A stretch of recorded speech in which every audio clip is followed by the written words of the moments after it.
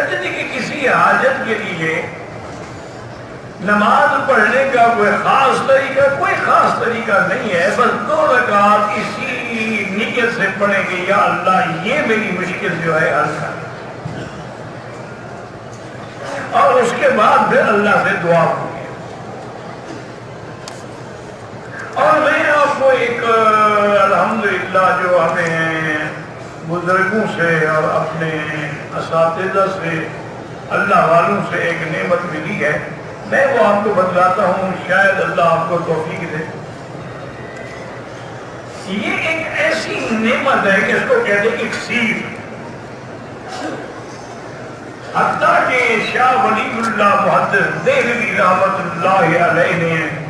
اپنی کتابوں میں فرمایا ہے کہ جو آدمی اس عمل کو کرے اور پھر اس کو شبہ ہو کہ میرا کام نہیں ہوگا تو مسلمان ہی نہیں رہتا۔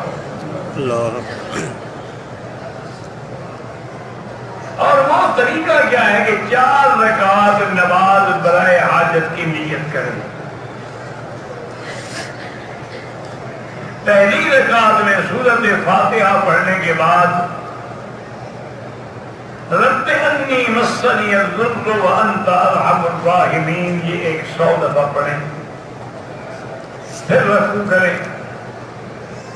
پھر جب دوسری رکعت میں کھڑے ہوں تو فاتحہ پڑھیں، پھر 100 دفعہ پڑھیں گے وہ فوض امری الی اللہ ان اللہ بصیر بالعباد۔ پھر اسی طرح بیٹھ جائیں تو تشہد میں، پھر جب تیسری رکعت میں کھڑے ہوں تو فاتحہ پڑھنے کے بعد 100 دفعہ پڑھیں گے رب انی مسنی الضر وانت ارحم الراحمین۔ پھر چوتھی رکعت میں جب کھڑے ہوں تو فاتحہ پڑھنے کے بعد حسبنا اللہ و نعم الوکیل، اگر پورا پڑھ لیں نعم المولا و نعم النصیر اچھی بات ہے، یہ بھی 100 دفعہ پڑھیں۔ پھر اس کے بعد جب نماز ختم ہو جائے تو پھر بعض علماء نے لکھا ہے کہ سجدے کی حالت میں پڑھے رب انی مغلوب فانتصر 100 دفعہ پڑھیں، اول آخر درود شریف پڑھیں۔ پھر اللہ سے اپنے اس کام کے لیے جس کے لیے تم نے یہ چیز پڑھی ہے وہ اللہ تعالیٰ سے مانگے، تو انشاءاللہ ایک رات میں زیادہ سے زیادہ 3 راتوں میں اس کا بڑے سے بڑا مشکل پہاڑ کیوں نہ ہو ٹل جائے۔ اس کی وجہ یہ ہے کہ حضرت شاہ ولی اللہ کوئی چھوٹا آدمی تو نہیں تھا نا، وہ آدمی ہے جس کے ذریعے وہ علم حدیث ہندوستان پہنچا ہے۔ وہ کہتے ہیں کہ دیکھو قرآن میں ہے کہ جب آدمی حضرت ایوب نے دعا مانگی رب انی مسنی الضر وانت ارحم الراحمین تو اللہ فرماتے ہیں فاستجبنا لہ، ہم نے اس کی دعا سن لی۔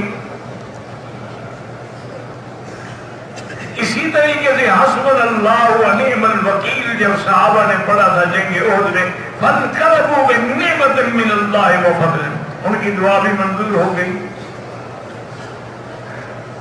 اسی لیے وہ فرماتے ہیں کہ جب اللہ کے آگے حضرت نوح نے دعا مانگی رب انی مغلوب فانتصر، اللہ نے دعا قبول کی اور پورے اس کافر جو تھے وہ ہلاک ہو گئے۔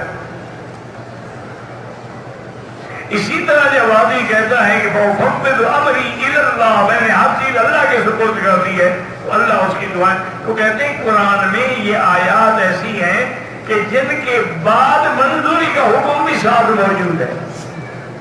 تو اس لیے اس کے پڑھنے سے انشاءاللہ بڑے سے بڑی مشکل کیوں نہ ہو، مصیبت کیوں نہ ہو، قید ہو، مشکلات ہوں، سب حل ہو جاتی ہے۔ شرط یہی ہے کہ کوشش یہ کریں کہ تہجد کے وقت پڑھیں، ورنہ عشاء کے بعد ساری رات میں کسی وقت بھی پڑھ سکتے۔